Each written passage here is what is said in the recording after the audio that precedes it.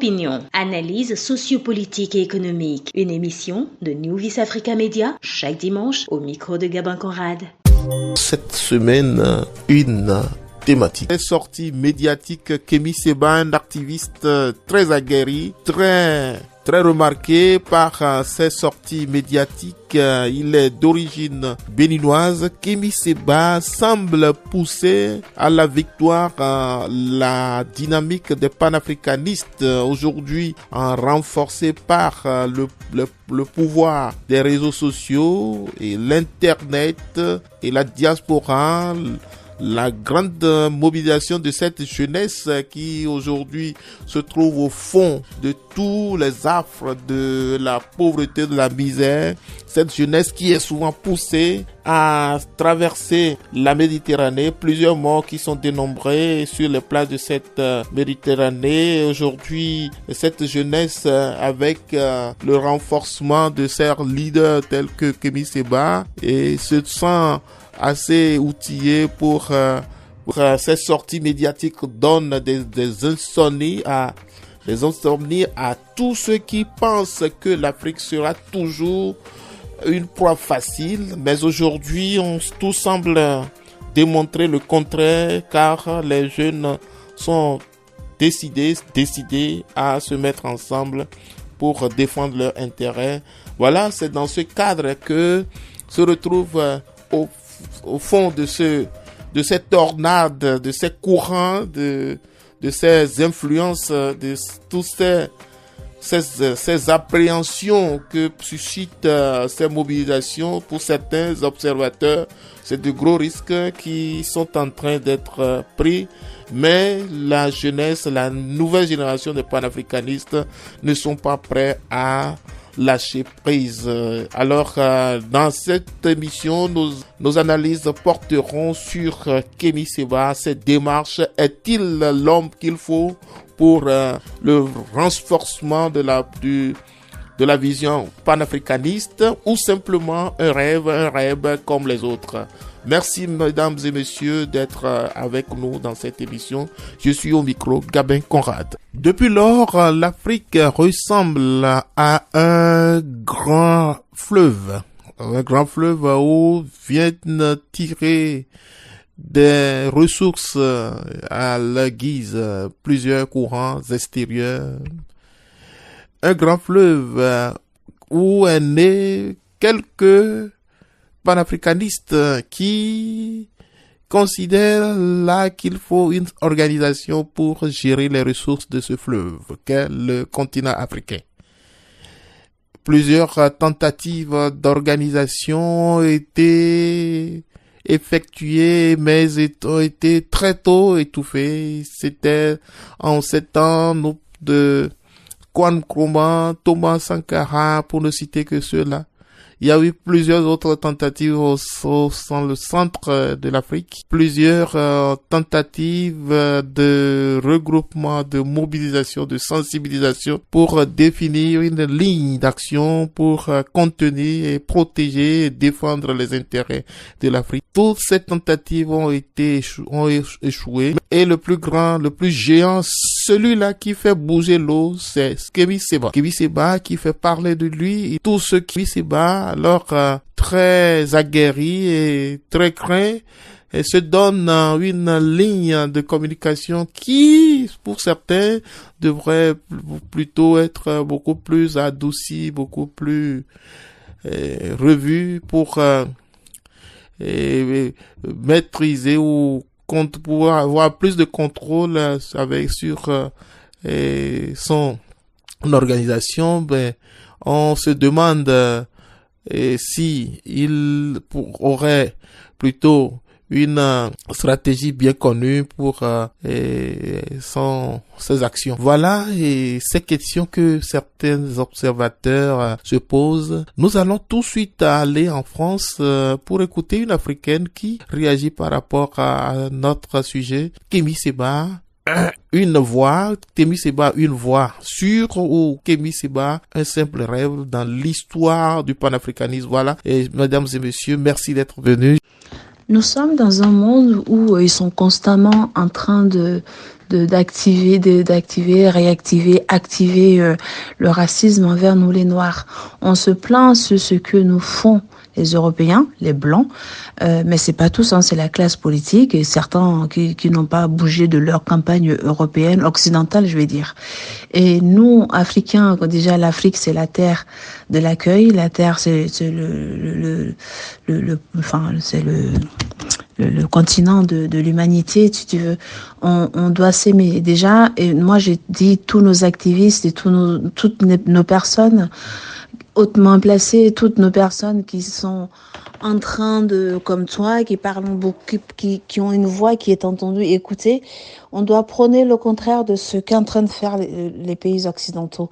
Quand on voit ce qui se passe en France, qu'on voit que le Front National, l'extrémisme est en train de monter, nous, on doit faire l'effet inverse, amener la paix et être un exemple pour la paix.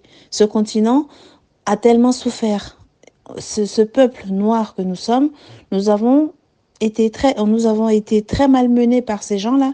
Il faut que nous soyons plus intelligents et même très intelligents, leur prouver autre chose.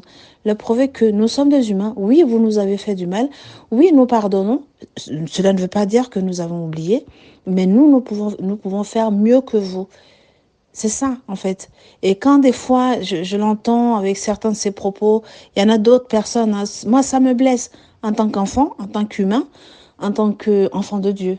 Nous croyons tous en Dieu, nous croyons à nos ancêtres, nous croyons au vaudou. Le vaudou ne dit pas de rejeter l'autre. On croit, nos ancêtres ne nous pas de rejeter l'autre parce que on doit s'aimer. Et l'Afrique est un continent d'amour.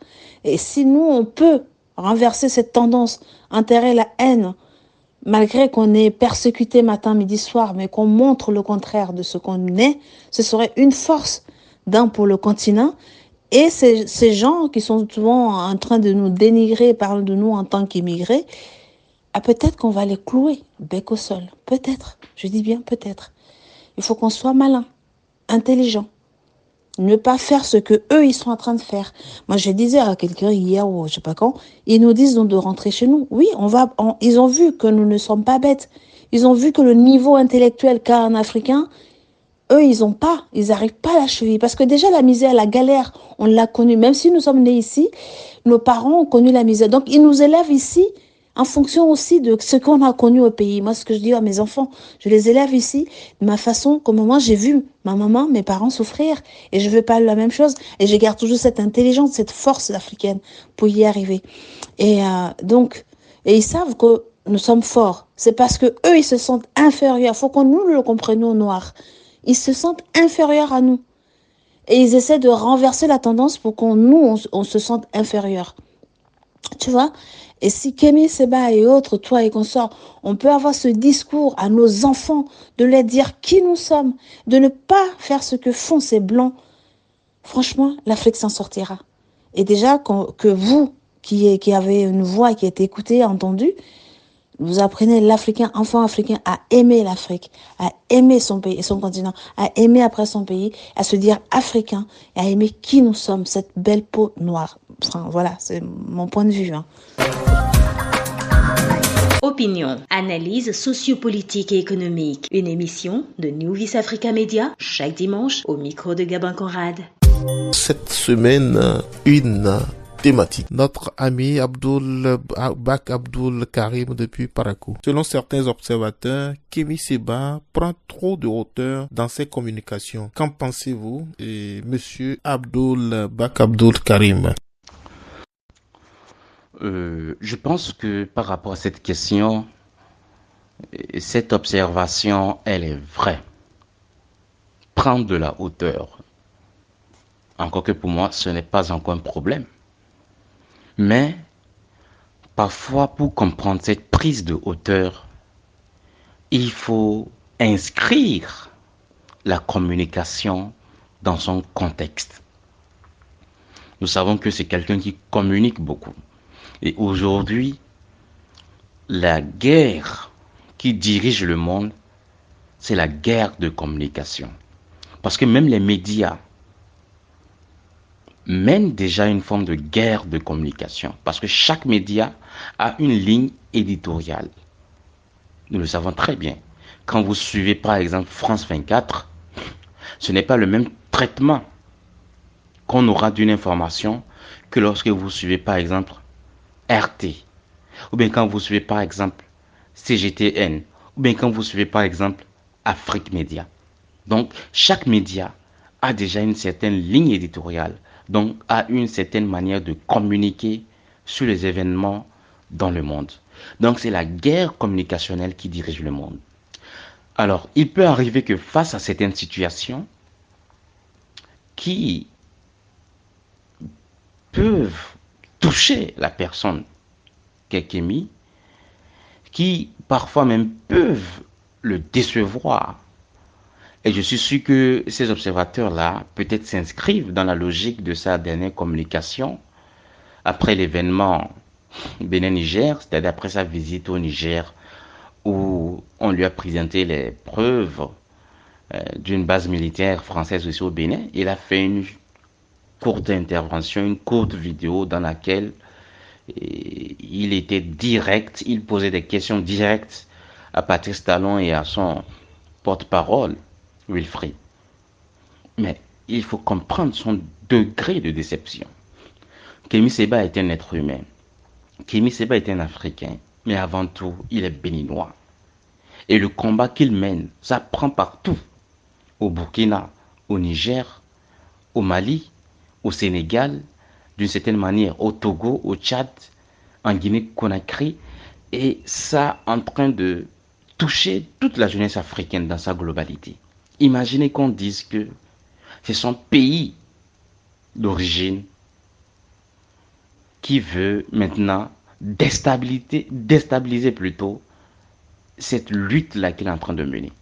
Parce que l'objectif de l'intervention de la CEDEAO, que, entre-temps, notre président est en train de piloter, ce n'est pas seulement de déstabiliser le Niger, c'est l'AES qui est visé. Parce que si le Niger tombait, c'est que l'AES serait déjà d'une certaine manière fragilisée. Donc c'est ça qu'il faut comprendre. C'est ça qui lui fait parfois mal. Et c'est ça qui fait que dans cette intervention, on sent la rage, on sent la haine, on sent en même temps la déception. Voilà pourquoi je disais qu'il faut inscrire cette prise de hauteur dans son contexte.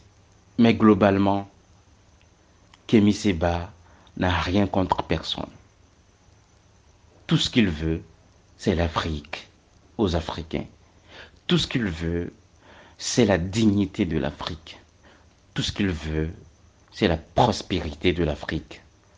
Tout ce qu'il veut, c'est la renaissance africaine. C'est de donner le sourire au beau vivre à son peuple. Et ce peuple, c'est l'Afrique.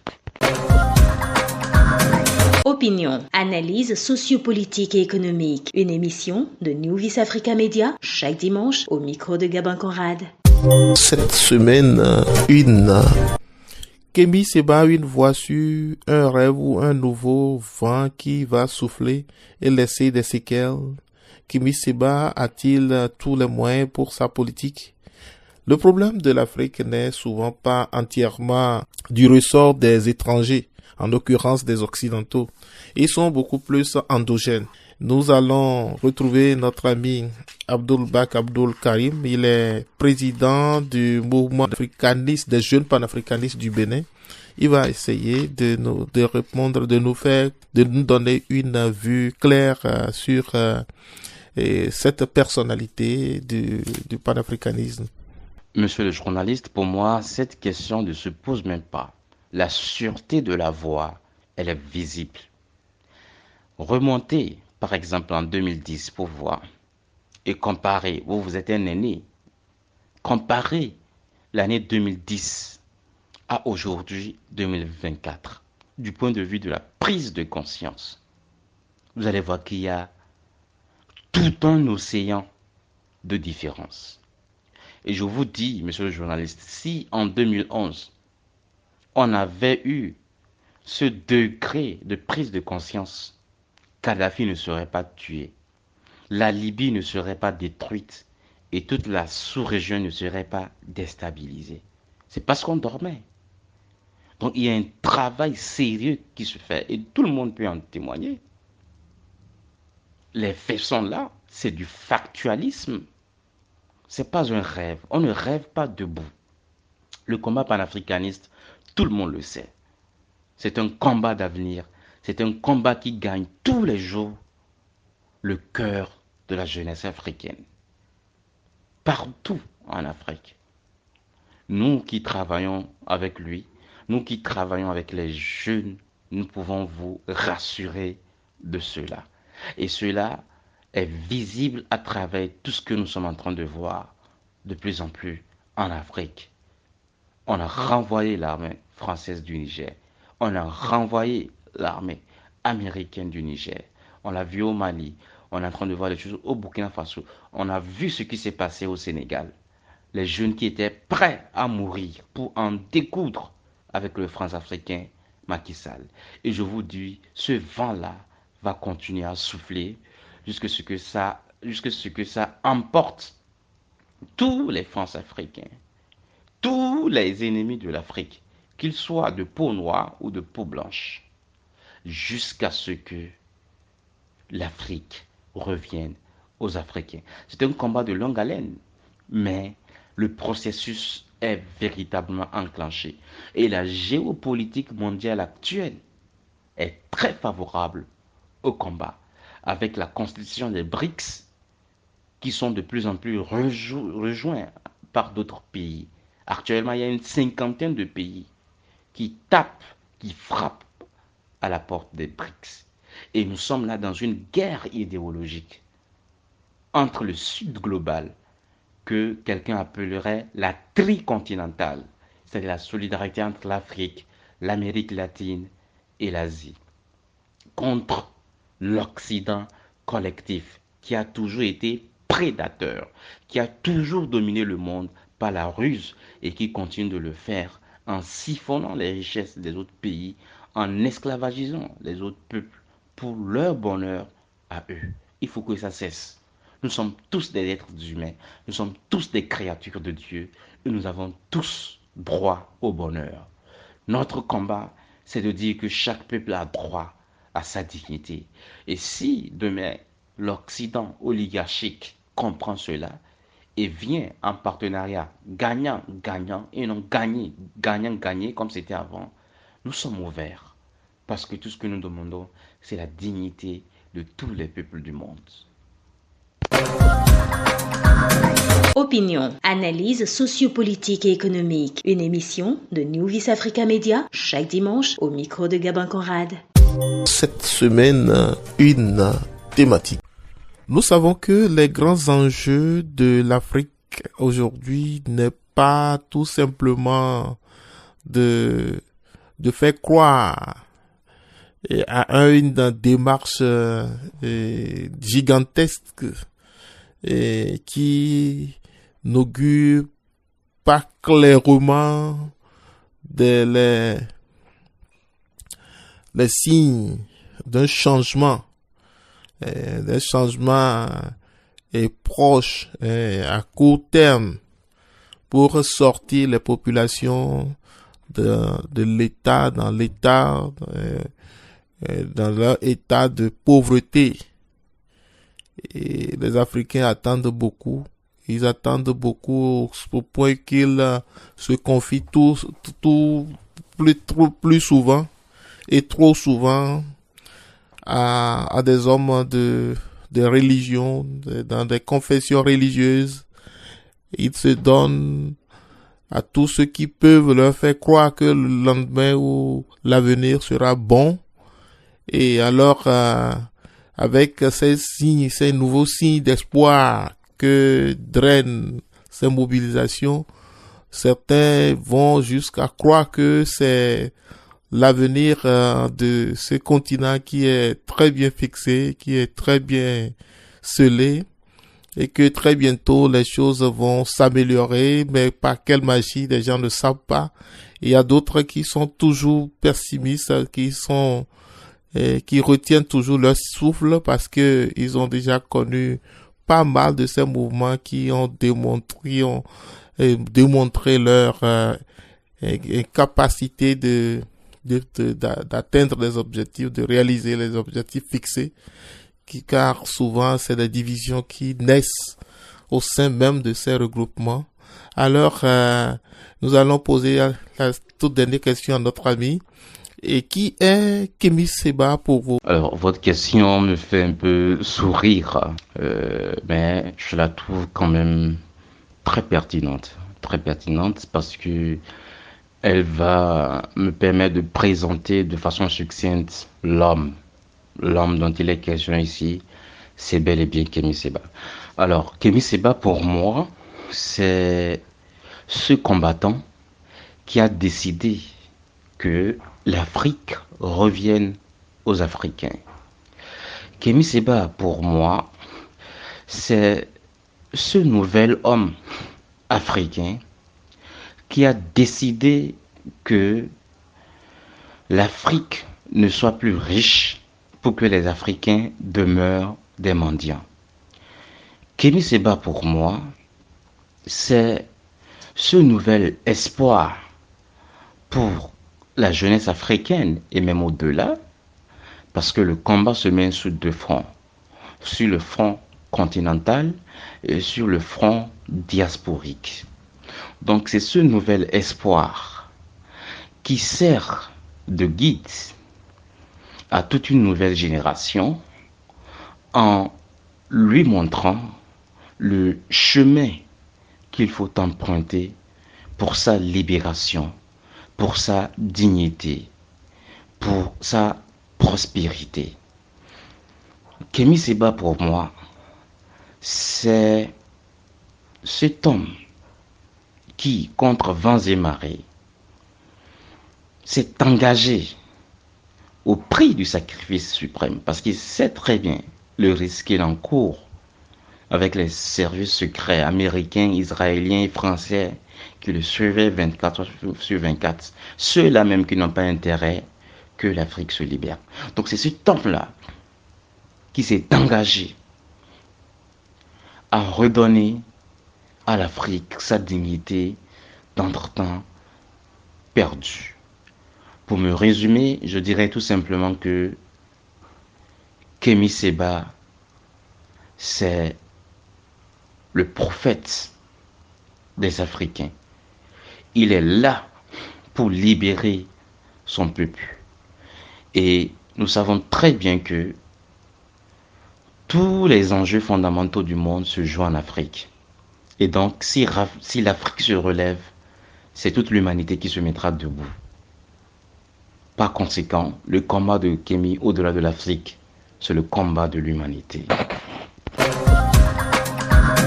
Opinion, analyse sociopolitique et économique. Une émission de New Vis Africa Media chaque dimanche au micro de Gabin Conrad. Cette semaine, une thématique.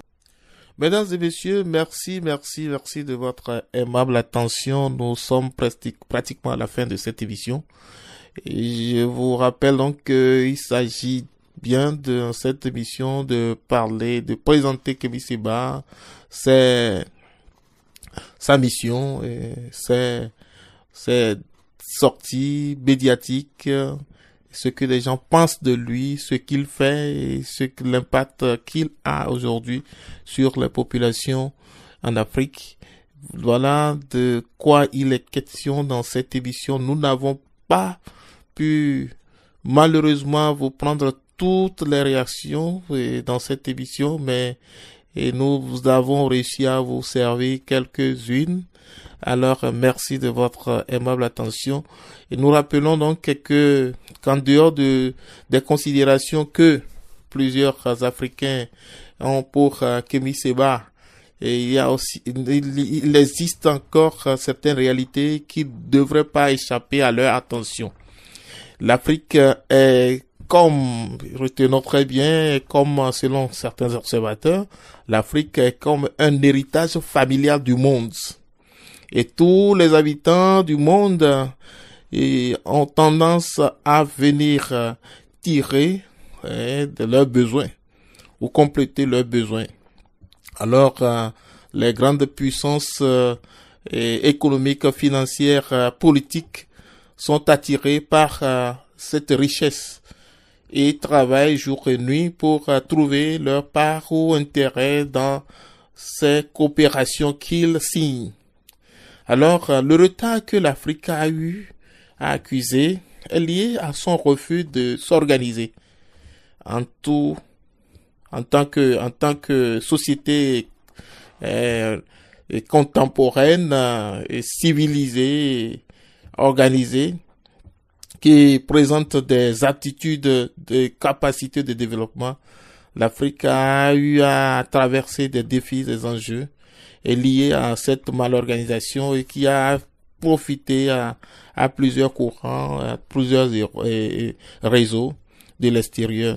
Donc, dans ces mobilisations, il faudrait que chacune comprenne bien les enjeux auxquels l'Afrique est confrontée et savoir y mettre beaucoup de retenue et pour ne pas créer trop de douleurs ou ajouter de douleurs dans ces situations déjà désastreuses que connaissent les habitants, et pour que toute organisation, toute démarche dans le sens de la promotion humaine tienne compte de ces réalités et que dans le respect, dans la discipline, dans l'organisation, dans la solidarité, dans la tolérance, ils arrivent à trouver les voies, les moyens sur les mécanismes beaucoup plus rationnels pour parvenir à leur fin. Voilà, mesdames et messieurs, merci de nous faire confiance, merci d'être toujours resté avec nous, merci de nous suivre. Notre émission prend donc fin et je remercie notre amie Marie qui nous a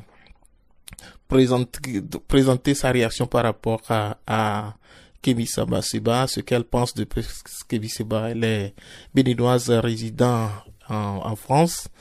Et nous remercions également notre ami qui est il est professeur de philosophie.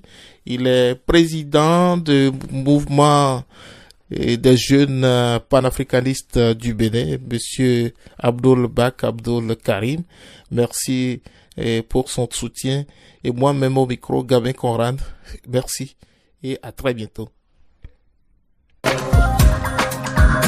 Opinion, analyse sociopolitique et économique. Une émission de New Vis Africa Media chaque dimanche au micro de Gabin Conrad. Cette semaine, une thématique.